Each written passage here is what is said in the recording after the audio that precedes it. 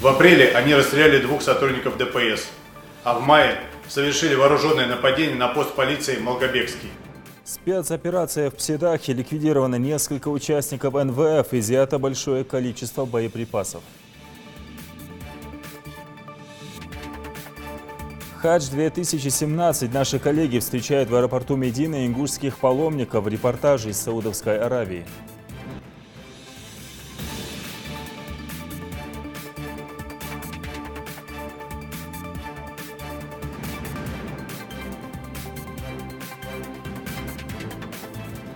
Самая кровопролитная баталия сегодня день разгрома советскими солдатами фашистских войск в Курской битве.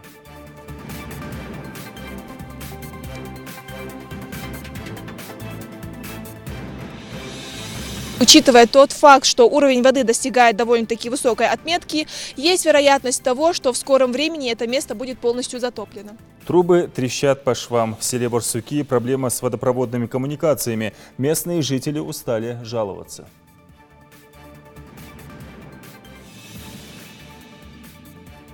Три, два, одна.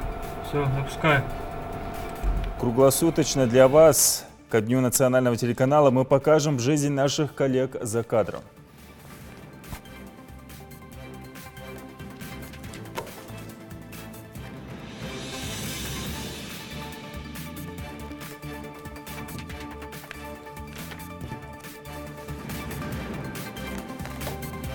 На телеканале Ингушетия информационная программа «Новости 24», в студии Амирхан Зуртов. Здравствуйте. Сегодня после 5 часов утра в селении Псидах был введен режим ГТО. В ходе проведения активных оперативно-розыскных мероприятий органами безопасности была получена информация о нахождении в одном из частных домовладений сельского поселения группы бандитов, причастных к совершению преступления террористической направленности.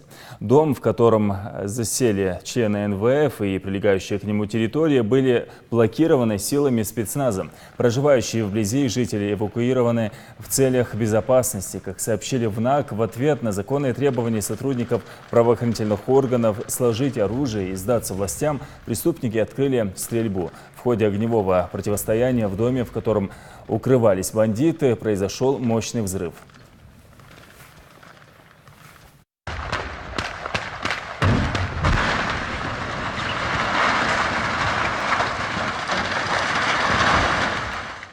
Строение полностью разрушено. В настоящее время организован разбор завалов. По предварительным данным, среди террористов главари и участники так называемой Молгобекской банды, длительное время находившиеся в федеральном розыске. По информации Республиканского управления Федеральной службы безопасности, данные лица причастны к организации и совершению ряда преступлений террористической направленности. Так, в марте этого года ими было обстреляно из гранатомета здание городского отдела Управления Федеральной службы безопасности в Молгобеке. В апреле они расстреляли 2 сотрудников ДПС, а в мае совершили вооруженное нападение на пост полиции Молгобекский. Потерь среди сотрудников правоохранительных органов и пострадавших среди гражданского населения нет. В настоящее время осуществляются необходимые оперативно-розыскные мероприятия и следственные действия.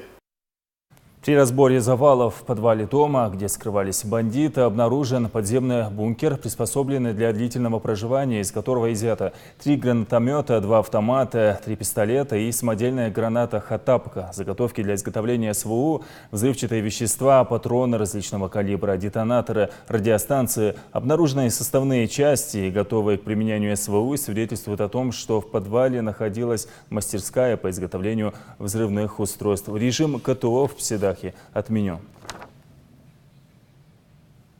Необходимо провести оперативные и профилактические мероприятия по установлению и задержанию лиц, оказавших пособничество членам незаконных вооруженных формирований, ликвидированных в селе Псидах.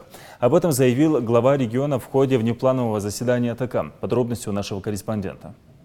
В начале встречи Юнусбек Евкуров отметил, что необходимо провести комплексные мероприятия муниципальным АТК, правоохранительным органам Совету безопасности республики. Он поручил органам местного самоуправления проверить все заброшенные дома, бесхозные помещения в зоне своей ответственности, которые могут использовать злоумышленники. Не может такого быть, что начальник РОВД работает, а глава района не работает. Они должны взаимодействовать, и успех делится пополам, и неуспех пополам. И плюсы, и минусы, это 50 на 50 надо делить. Поэтому плотное взаимодействие, плотная работа должна быть. Поэтому здесь я еще раз напоминаю, посмотрите максимально, что нужно сделать. Все земельные участки, которые там рядом с этим домом находятся, проверить. Во-первых, вот этот сам земельный участок, как он попал этому товарищу, который там позволил построить бункер. Это одно. Почему глава села или местные власти не отследили, почему процесс, когда выдаем землю остро нуждающейся, а потом этот человек просто спокойно продает эту землю. Скажем, работу провести, кто что слышал, как слышал, какие машины, какие люди, кто ходил, кто не ходил, все это выявить максимально. Выявить всех строителей, кто строил этот бункер. Всех строителей выявить. Почему? Потому что они все, и кто бункер строил, кто видеокамеру установил, кто все это делал, они все подлежат проверке. И максимальный список пособников. У нас есть по этому поводу статья, поэтому максимальный список пособников, которые потакали этим бандитам, которые находились уже, кто меньше, кто в большей степени, уже более 5 лет там в розыске. Главное, проведите исход, еще раз доведите для жителей села, что максимально надо себя и село в целом, и своих родных близких уберечь от вот таких непрошенных гостей. Лидер Ингушетии подчеркнул необходимость активизировать работу службы участковых уполномоченных полиции, создать системы контроля над их деятельностью. Участковые не совсем грамотно выстраивают свою работу. Не совсем грамотно. Это видно. И связано это по ряду причин. Первая основная причина, что у них нет такого понятия, как профессиональная должностная подготовка, или аттестация, или переподготовка, или еще какие-то такие механизмы, которые должны быть. Обычно участковыми становились те, которые уже проявили себя в уголовном розыске, криминальной милиции, еще в каких-то местах, уже имея такой колоссальный опыт за плечами, узнаваемый среди людей. И когда он участковым становился, люди к нему относились соответствующе, понимая, что он знает всех и все. Но, тем не менее, максимально постарайтесь здесь это изучить, Совету безопасности. Подготовьте, а до этого времени с Муравьевым подготовьте определенную концепцию, опыт изучите, плюсы, минусы, оценку деятельности участковых, у всех глав соберите, сельских поселений, муниципальных образований. Давайте мы совещание такое проведем с участием участковых, ну и критерии оценки деятельности участковых. Посмотрите. В данном случае понятно, что бандиты матерые, они открыто не ходили, они шифровались, они по-всякому там маскировались. Понятное дело, что их обнаружить, выявить сложно, тем более в этом направлении работала в своем большинстве Федеральной службы безопасности, и зацепить их было довольно сложно. Я не думаю, что участковый смог бы это сделать. Но, тем не менее, те так называемые разведпризнаки, которые были в районе этого дома, позволяли сделать вывод, что при таком определенной деятельности участкового или местного населения, можно было бы какую-то информацию получить. Хотя информация тоже была. Глава Ингушетии выразил недоумение по поводу того, что земельный участок, выделенный коренному жителю села, оказался в распоряжении пришлых людей. Руководитель региона обратился к жителям республики с просьбой не сдавать жилье подозрительным лицам, подвергая опасности свои семьи, проявлять гражданскую сознательность, удостовериться, с какой целью он приехал в город, в село, ставить в известность участкового уполномоченного полиции, местную власть о желании сдать квартиру, земельный участок. Но и пользуясь случаем для жителей республики, еще раз повторяю, что не я это придумал, это Всевышний так определено, что ни один преступник не уходил от ответа. Рано или поздно он отвечает. Если не он, если мы внимательно слушаем наших имамов в мечетях, наших священнослужителей, то если не он сам, то его одно, второе, третье, до 7-го поколения все равно кто-то ответственность за это понесет. Для молодежи. Вы со школы вместе растете, в селе вместе растете. Все, каждый друг друга знаете. И вдруг один, который был не лучшим в школе, не лучшим где-то в жизни, один где-то там попался в свете кого-то, и он начинает потом ходить и с вами вести какие-то такие разговоры.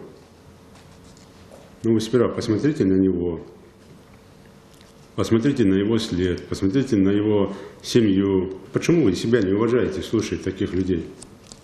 Вы если себя не уважаете, уважайте своих родителей, свой тейп, в конце концов, своих предков. Ну что вы, кого вы идете на поводу? Здесь, когда вот эти люди ходят среди вас, пытаются вам мутить мозги, надо просто посмотреть, понять, кто он есть такой. Также глава субъекта подчеркнул, что профилактическую работу нужно проводить в сети интернет, пользователями социальных сетей. Здесь Совет безопасности, МВД, в целом Центр по экстремизму максимально сейчас отследить в соцсетях всех так называемых комментаторов и разделить эти группы на профилактическую часть, на административную часть и на уголовную часть. И не стесняться эту работу проводить. Это одно.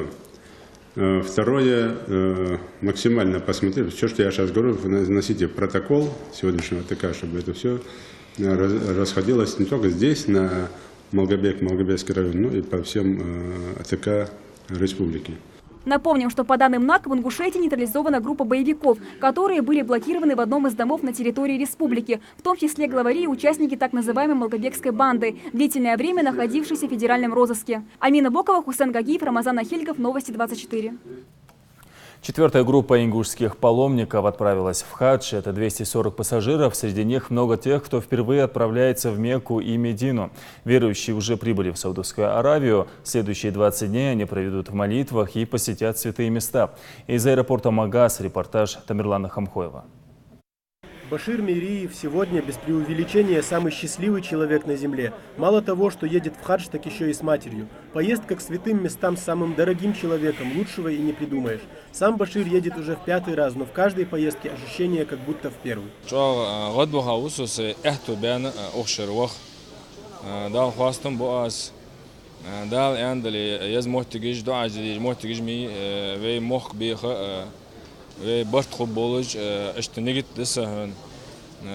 وقام بوصل نخ برك سيدك تشي لعتا سي حجو سين قنوش جيش درديخش مسو بوصل نخا و تعبرت تعتوا خوجوش مارش خدوش و اشتنيت دوجوكسا.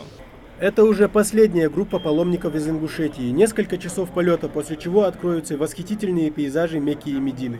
По словам руководителей групп, все проходит без особых хлопот. Оформление документов, регистрация, сдача багажа не отнимают много времени.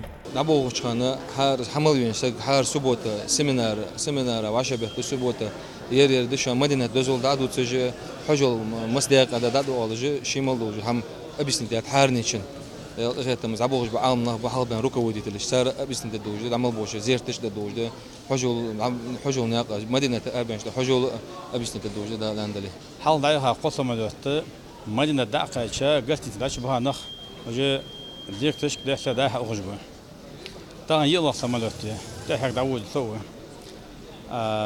مدينة مكة قلت مصلحة عشت عدتها حال بعد عمها نخ تاك حجج تاك ديج لحشت قاش دجبه. В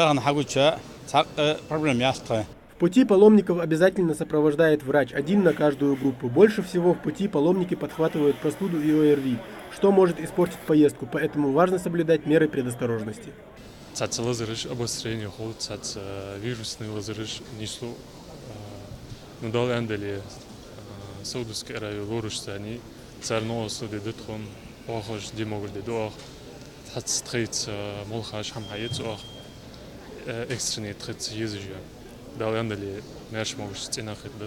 Кто-то едет в хадж впервые, а кому-то посчастливилось прикоснуться к священной Каабе аж 9 раз, как Марьям Умаевой. Для нее эта поездка, можно сказать, юбилейная.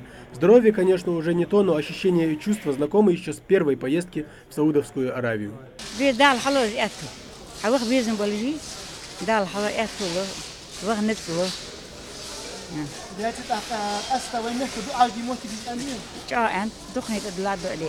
Путь до Медины не близкий, и в дороге к святым местам придется преодолеть некоторые трудности, но будущих хаджи, кажется, не волнуют никакие испытания. Возможность воздеть руки в молитве к Всевышнему Творцу, стоя перед Каабой, разве можно променять на что-то другое? Ответ для верующих очевиден.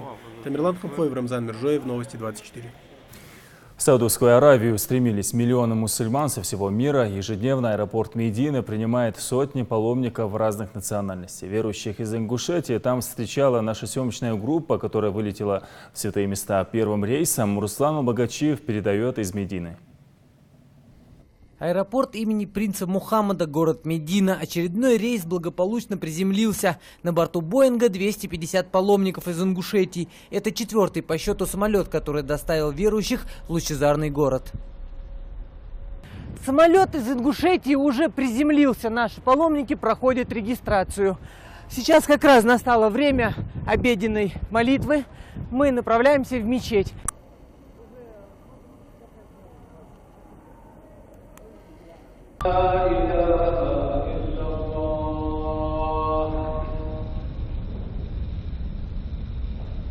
Власти королевства Саудовской Аравии организовали все удобства. Во время хаджа аэропорты основных городов Медины и Джидды принимают огромное количество паломников со всего мира. Их обслуживают тысячи штатных сотрудников воздушных гаваней. Хотелось бы отметить, что здесь, на аэровокзале города Медины, есть специальный терминал для тех, кто совершает хадж. Это сделано такое удобство, чтобы хаджи, которые прилетают сюда без всяких трудностей, смогли пройти свою регистрацию, чтобы не стоять в очереди. И также, кто уже возвращается, сделав свой хадж, возвращается домой, также может с легкостью пройти к своему самолету. По прибытию в терминал паломников встречают представители делегации хаджа Саудовской Аравии. Такой радушный прием, сладкие угощения, вода и, конечно же, памятки паломнику.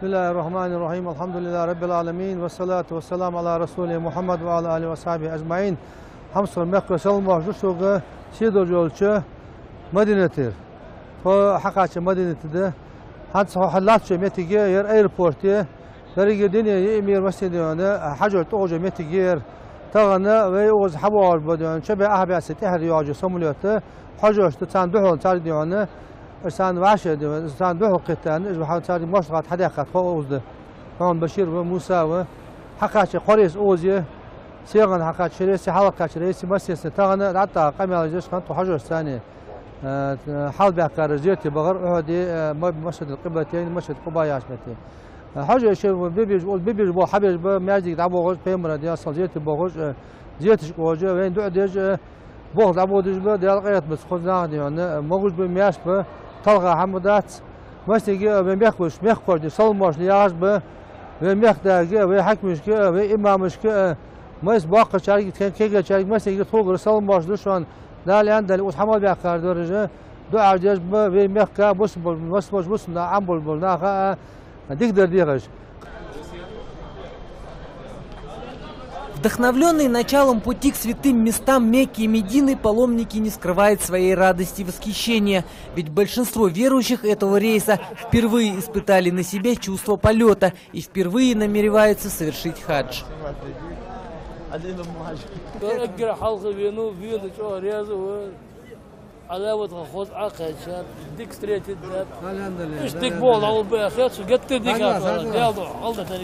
Первый раз они учили в воде в хане.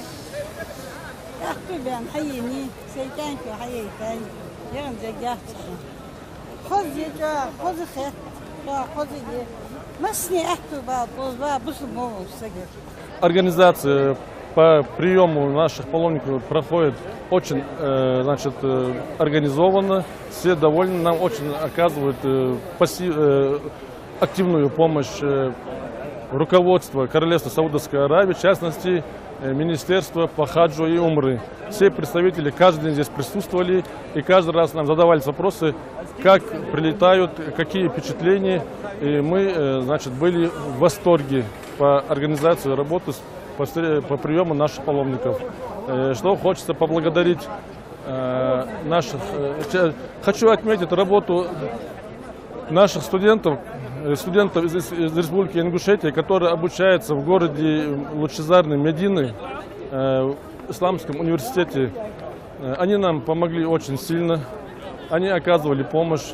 И чувствуется, что они достойные сыны нашей республики, что и хочется им сказать огромное спасибо.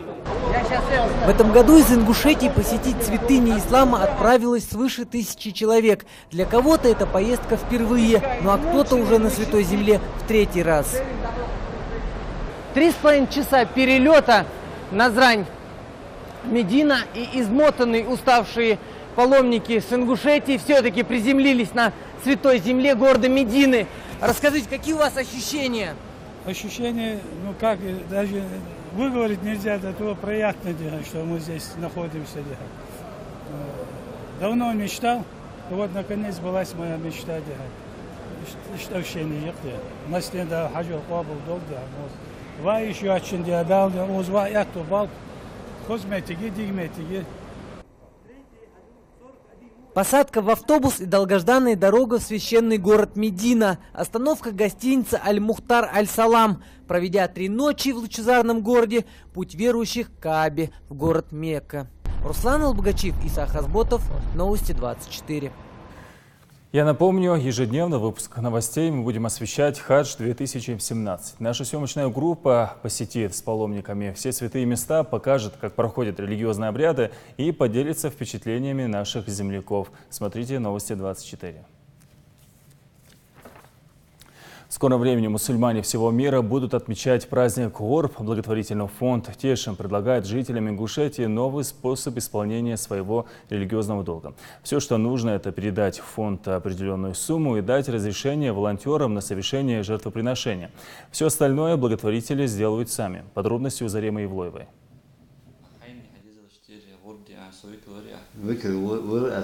Это обязательная процедура. Мужчина дает официальное разрешение представителю фонда на исполнение жертвоприношения от своего имени. После чего посетитель заполняет купон и выплачивает необходимую сумму – 8500 рублей. Мы берем стоимость одного бычка, это средняя стоимость, делим ее на 7 частей.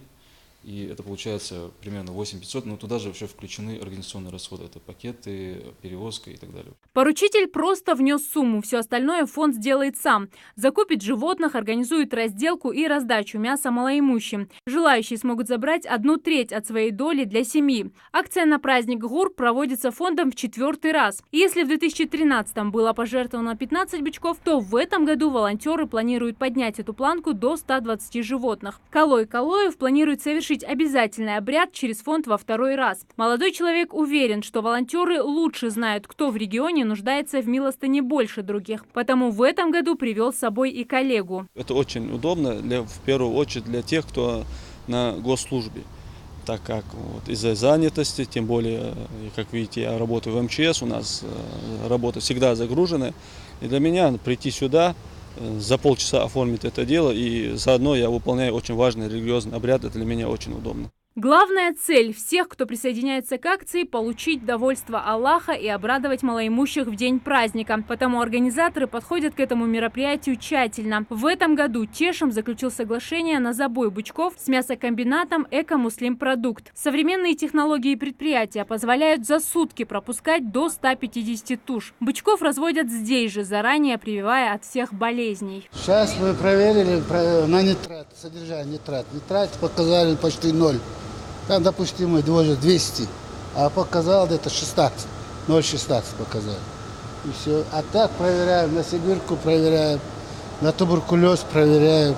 Здесь же функционирует своя лаборатория, где проверяется вся продукция. А специальные пилы помогают разделывать мясо аккуратно, не оставляя осколков. Важны также и санитарные нормы, в которых будет проводиться обряд жертвоприношения. Все необходимые требования в мясокомбинате соблюдаются. Предполагается, что это мясо будет потом в пакетах привозиться сюда на базу фонда Тешим, в головной офис, где по расписанию каждый район или город может приходить, забирать эти пакеты. Здесь будут на местах волонтеры, которые будут содействовать и помогать фонду в том, чтобы это сделать более оперативно, более качественно.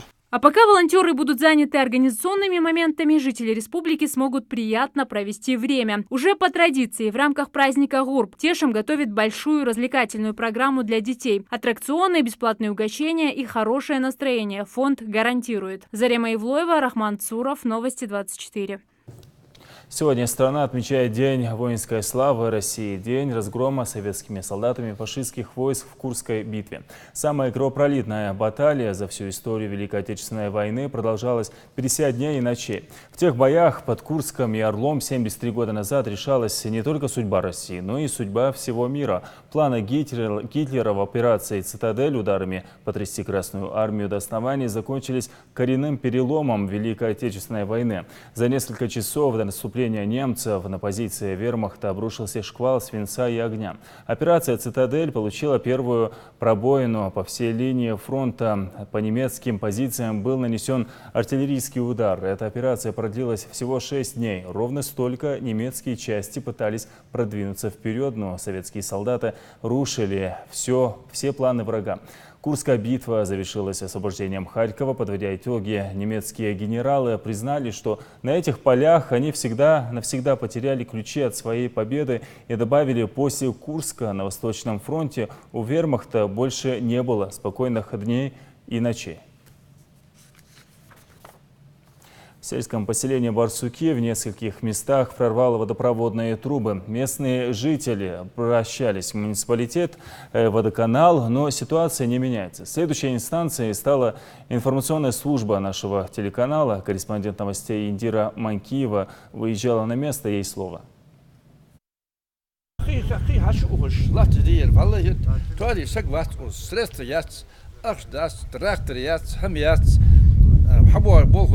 Салман Мистоев жалуется, что уже третью неделю этот искусственный ручей затекает в его двор. Некоторые соседи разными подручными способами отводят воду, но это все равно не спасает ситуацию. Мы обращались к администрации.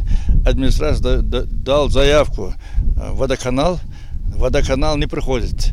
Приходится своими силами. У нас нет рабочих сил, нету, слесарей нету по обслуживанию. Вовремя делаем оплату. Из-за прорыва трубы портится и дорожное покрытие. Жалобы водоканал от жителя улицы Мистоева сыпятся чуть ли не каждый день, но в ответ, как говорится, тишина. Обещание коммунальщиков решить проблему тянется почти месяц.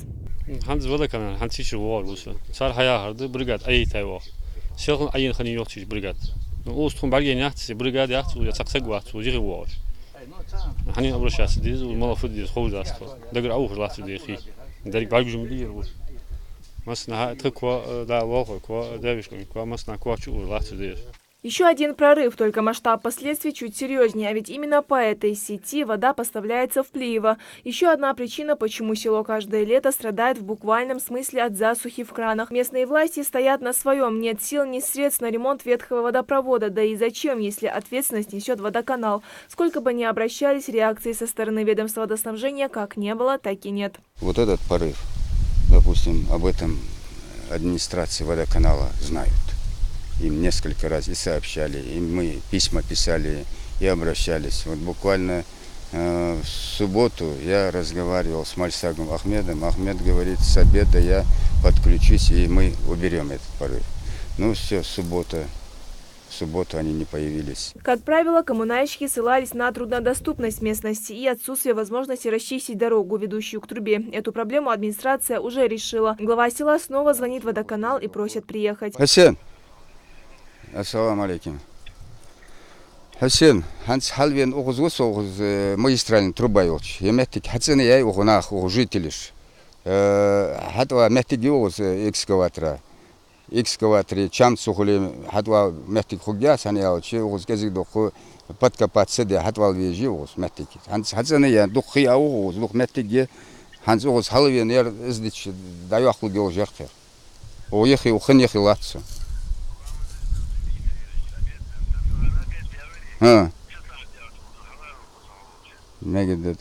Тот же сценарий, и решение проблемы опять откладывается. Никакая рабочая группа на место в обещанное время в итоге так и не выехала. А ведь если замену или ремонт ветхой сети не проведут до осени, придется ждать до следующего лета. В дождливую погоду или зимой сюда уж точно никак не добраться.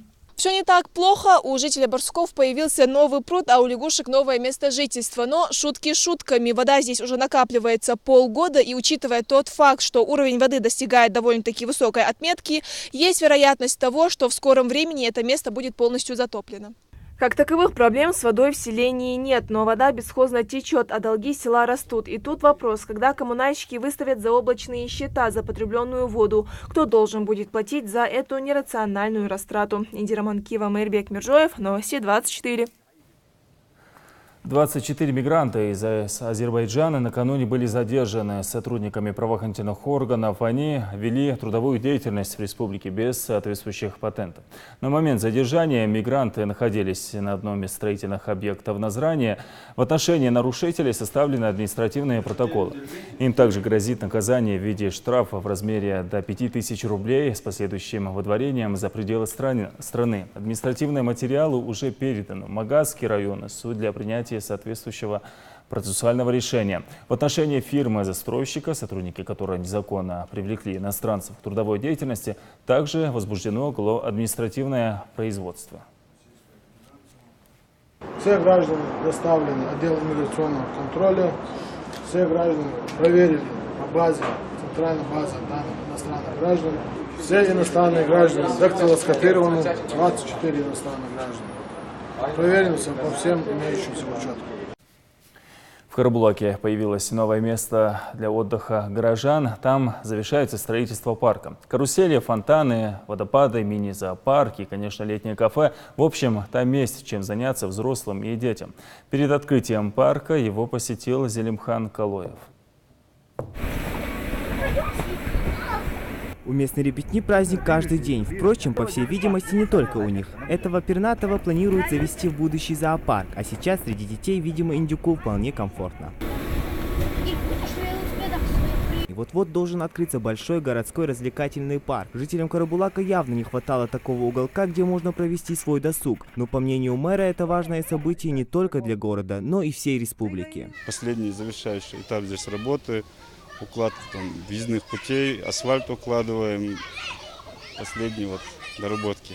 Трудно поверить, что на этом месте всего несколько месяцев назад располагалась несанкционированная свалка, от которой не осталось и следа. Радости детей можно только позавидовать. Исмаил Сагов с друзьями уже облюбовали это место. Каждый день приходит, чтобы поиграть. Здесь открытый, мне здесь нравится, здесь интересно.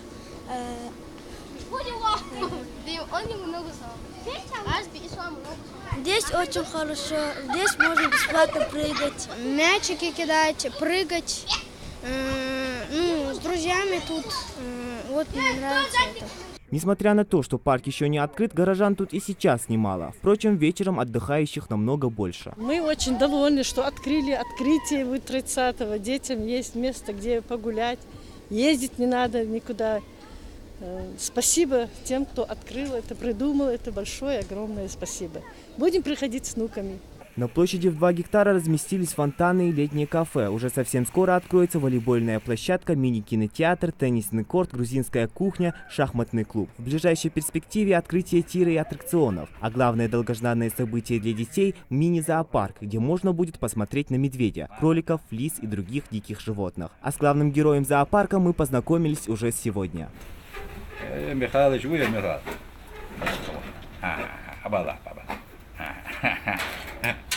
Мишка. Пока косолапый Миша находится под присмотром Микаила Дакиева, который взял на себя все расходы по строительству и обустройству парка, большинство развлекательных мест для жителей здесь будут бесплатными. Место, выбранное под парк, самое удачное, считает Микаил, поскольку рядом течет река Сунжа. По плану инвестора у берега также появится еще одна зона отдыха. Детские батуты, у нас все по секторам разделено. У нас должно быть спортивные, отдельно у нас есть секторы, есть для чисто развлекательной детской площадки. Есть зона отдыха. Парк был заложен в честь 25-летия Ингушетия, а официальное открытие состоится уже через неделю, 30 августа. В этот день город Карабулак отпразднует свое 22-летие. Зелимхан Калоев, Магомед Урусханов, Новости 24. Ну а сейчас мы немного расскажем о своих коллегах. Национальному телеканалу исполняется 4 года. Ежедневно до 27 августа в выпусках новостей мы будем показывать вам то, что происходит за кадром. А в это воскресенье эфир будет полностью посвящен НТРК Ингушетия. Ну а пока о том, кто и как работает над круглосуточной сеткой вещания. Репортаж Амины Боковой.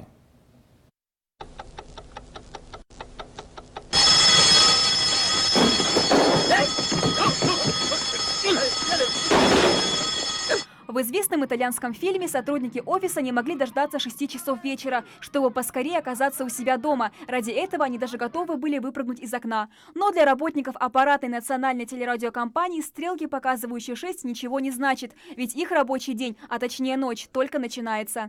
НТРК вещает круглосуточно, чтобы уставшие с работы зрители могли отдохнуть перед экраном телевизора. Поэтому после 6 вечера на ТВ самое горячее время. Готовится к эфиру итоговый выпуск новостей. Корреспонденты собирают сюжеты, редакторы формируют структуру выпуска. Работа кипит и в аппаратной. В сутки на национальном выходит 10 эфиров новостей, поэтому режиссерская группа дежурит в аппаратной с 9 утра до 10 вечера. Режиссер Радмила Хамхоева работает на НТРК со дня открытия. Свою работу любит, несмотря на напряженный график. У нас, наоборот, начинается самый активный такой, считай, рабочий день. Мы готовимся к праймовому выпуску, у нас новости, у нас в ньюсруме все задействованы, монтажеры, ассистенты, инженеры, режиссеры, телеоператоры, ведущие, одна команда, выходим в прямой эфир в 9 часов вечера. У нас выпуск заканчивается в 21:40. Казалось бы, что вот мы уже уходим домой, но у нас есть коллеги в соседней аппаратной, которым мы передаем эстафету, и они уже продолжают свою ночную смену.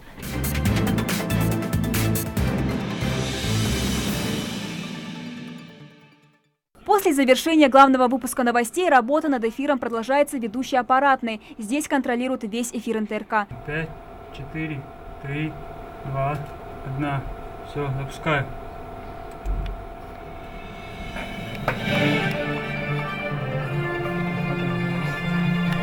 Работают сотрудники круглосуточно, через день сдавая пост второй дежурной группе. Эфир выстраивают, следуя программной сетке. Программы, которые выставляем мы на сегодняшний день.